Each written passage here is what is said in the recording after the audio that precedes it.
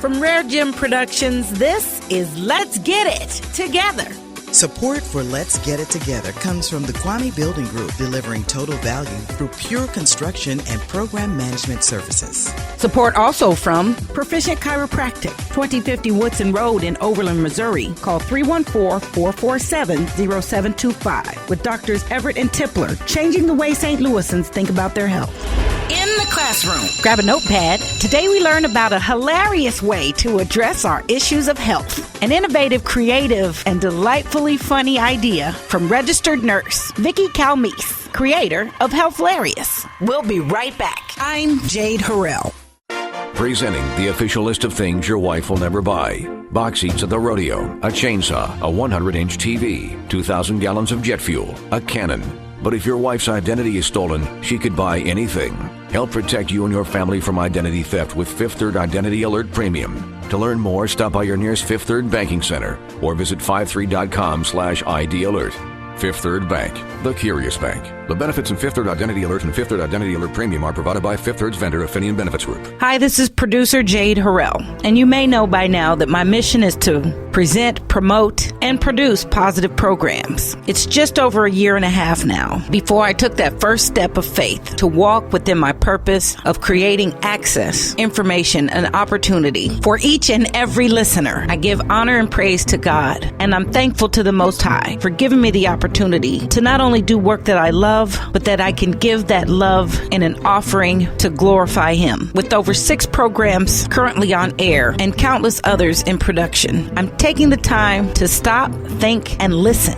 How are we doing so far? How can I do things better? What do I need to do to be effective and for RareGem Productions to reach its greatest potential? Well, essential to that understanding is understanding you, our listeners. Are my programs reaching you? Am I giving you access to the information you really need? Are the positive programs I present and produce adding value to your life, putting a smile on your face, making you think, getting to where you feel, giving you information and resources that you can use? Your feedback is oh so important as I make plans to grow to the next level. Please share any feedback you have, good, bad, or indifferent. Things you want to hear, what matters to you most, who you want me to talk to, and the best way to offer it to you. If you've listened to, benefited from, or have heard of any of my programs, please call 333-8369. That's 314-333-8369 and share what you think. And if you haven't, please check out any of the RareGem programs. Monday through Thursday, 10 a.m. on Hallelujah 1600 or at hallelujah1600.com on demand. I promise to keep bringing you the very best and positive programming, and I thank you for your time. Again, the number is 314-333-8369. That's 314-333-8369. Connect with me on Facebook, 2 R's, 2 L's, Jade Harrell, or ONERGP for the RareGem Productions page. Feel free to contact me anytime you have the need. My email is jade@raregem.productions.com. That's jade at RareGem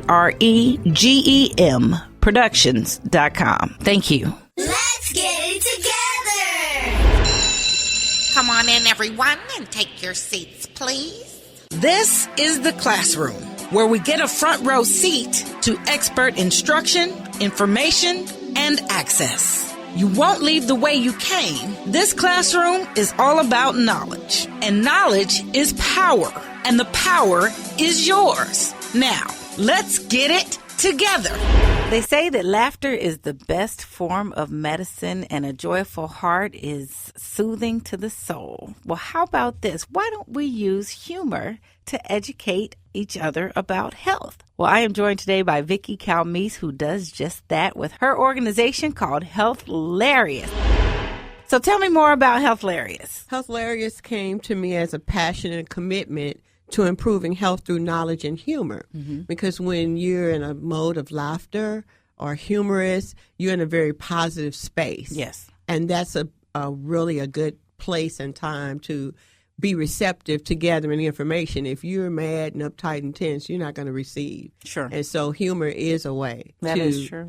To help you learn about health. Mm-hmm, mm-hmm, absolutely. And then if you're dealing with a heavy issue, a heavy health issue, it can definitely, and sometimes those are just hard things to receive. Right. So. I actually came up with a little statement about laughter. Mm-hmm. It's that it is a unique, universal thread that is woven in every human experience throughout our lives in this fabric of life. I love that. If you think about death, it's a sorrowful occasion, but the thing that starts the healing process is when you're sitting around in those homes and you're laughing and having pleasant memories, then that's when the healing starts. That's right. And as a person who has been married a very long time and who has given birth twice, right. laughter is that thread that also helps you to cope with those issues and those things. So, and I love it. It's part of, I call it the Affordable Health Care Act Part 2. Right. It doesn't cost because nothing to it put is a smile. affordable. Yes. It's free, and it's how you act about your health care. That's right. And it's something you can institutionalize right now. You Absolutely can just love it. do it all Absolutely day. love it. So how did you choose to bring it together? How does it come together with Healthlarious? Well, it comes together in the form of just providing healthcare education. It may be about obesity. Well, yeah. It could be about hypertension. And when I was thinking about hypertension, I thought it is pretty prevalent in the African American community. And I thought, well, I was always taught to take life with a grain of salt. And I said, well, that's why we all have hypertension, all the grains of salt we didn't have from unemployment and racism and, being overlooked for things and the biases in life. But instead of taking it with a grain of salt, we really do need to take it with some laughter. Yeah, we do. And then we can cope a lot better. Absolutely. And so I address many illnesses. I try to, first of all, explain the medical benefits of laughter, because it's not just feeling good. It is scientifically proven that laughter does help. Laughter actually simulates a slight aerobic workout, because when you have a really good belly laugh, it not only does that to your belly, but it increases your heart rate. Right. It makes your lungs expand and you breathe deeper. Yeah. And really, statistics says that if you have like 3 minutes of just good, robust laughter, that's equal to 3 minutes or 10 minutes on a rowing machine. Sure. And if you laugh 100 times a day, that's equal to 15 minutes of exercise on a bike. So we could lose some weight just by laughing. Just by laughing. Now, so there is science behind it. Now, do you apply a science to how you deliver the humor?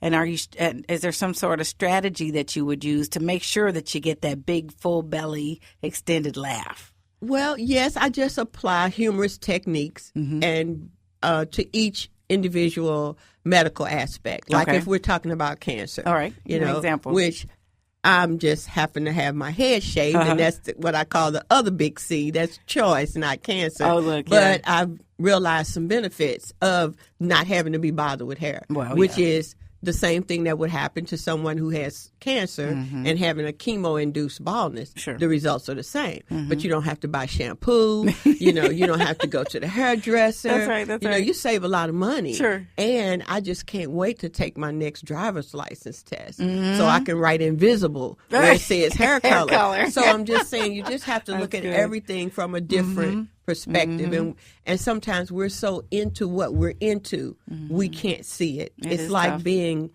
an ant or a fly on a wall. If you're that close to the wall, everything looks black. And it doesn't come into focus until you start to step away from it. So sometimes if we're so deep into our whatever our situation is, we don't get a full picture of it until we can step back and we can laugh about it. Once you can laugh about something, then you can survive it. I don't care what the failure is, what the success is. If you make it to the top, the way that you get grounded is to have some laughter. You can't take life so seriously because the statistics are true. 10 out of 10 people are going to die. Wow. So none of us are going to get out of this alive anyway. Right. Well, no, and you know what? We all meet the same end anyway. Exactly, Right. Well, and in the African American community, we have many disparities and lots of issues that affect us directly and in great intensity and in tremendous numbers. So being able to kind of quantify that in such a way and embrace it, that has to be very key in how you address. Exactly. And what I'm finding, or what I have found out, is most of it is access to health care and access in an early stage. When you look at most diseases or illnesses, the key factor is early detection.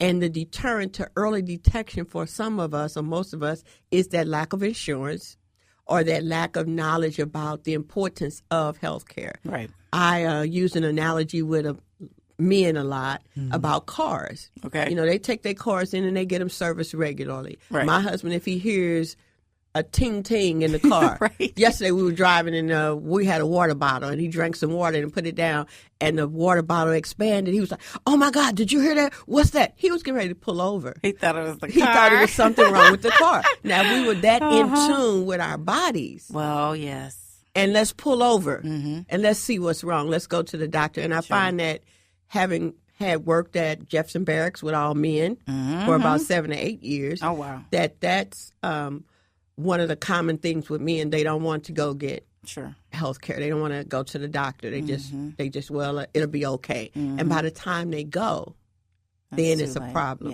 Yeah. In the history of breast cancer, it's the highest in African American women because they don't find the cancer until it's at the advanced stages. Sure. Then it's too late to do anything. So therefore, statistically, you have more African American women that die from breast cancer than those that are non-black. Sure. But that's because of early detection. Right. And it's the same thing with prostate cancer. Our fellas, they're not doing it. Well, we're also not too receptive to the idea. There's trust issues, there's historical issues, and of course there's fear. Now, you're a registered nurse. Right. This seems like a great opportunity for you to know how to teach, but be able to open the door to be received to teach as well. Right. Have you found that to be the case? Yes, I actually was fortunate enough to speak to the African American Male Initiative last week at Florissant Valley and Forest Park. And there were lots of young black men. All so what ages. Was your focus, your topic of focus with them? I spoke about hypertension and cancer of the prostate. And then we spoke about obesity because obesity is now a disease. The American Medical Association officially declared obesity a disease last August, just a few months ago, which now means you have to go to the doctor and get a prescription for certain things. Right. That's really more money in their pocket. But the insidiousness of obesity is that it negatively impacts any and every disease that you could possibly have. Right. If you have a back problem, it's worse. Sure. And for men, obesity it's like a sign of being happy. And, fat and fine. Well, women, we get fat. We Not just us, fat. Right. But men, especially in our church community, the pastor have to be fat and fine or y'all not doing what you're supposed to do. And so, and the irony of that is we have many, many black ministers that have hypertension, diabetes, they're obese. Their life expectancy is much shorter than the average black man because most of them are working 2 jobs. I would join in to say, well, they love the Lord so much they want to get to it faster. Well, I don't know about that, but my husband's been a minister for 26 years. Okay. And I just keep the insurance paid. I know that's if I'm going to be a widow, I ain't got to be a poor one. That's all I'm saying. That's an unfortunate commonality for us. But I think, by way of bringing a smile and bringing some joy and laughter, you help eliminate some of that discomfort. Right. And joy, is quickly followed by love. Right. And loving not only loving life as it is, that you can smile and embrace. Right. I can see where this does a whole lot of good. Tell us more and give us an invitation on how we can find you and take part and enjoy you. Well, I have a website. It's Healthlarious.com, and you can go on there and you can learn anything about us. And there is some testimonials on there, and there's a way to contact us to book us for any kind of activity. I'm open wherever there are people. I say on my brochure, I say anyone that's breathing can benefit from Healthlarious. Yes, we can. I do have birthday parties that I'm performing at. Okay. I'm going to be performing at a senior citizens Christmas social. Yeah. So what a wonderful gift to give back. Anything, any place where people are, because you always have health as long as you're breathing. Yeah. And you should be basically happy, content. But content not meaning complacent. There you go. Be happy with where you are, but not to the point of being lazy and not wanting to move forward in what God has for you to do. That's right. Because we have to move out of our comfort zone. Yeah, we do. Well, leave us with a smile today. Okay, well, I actually have a little poem There we go. that encompasses this whole idea or concept of Healthlarious. I'll take it. It's called Laugh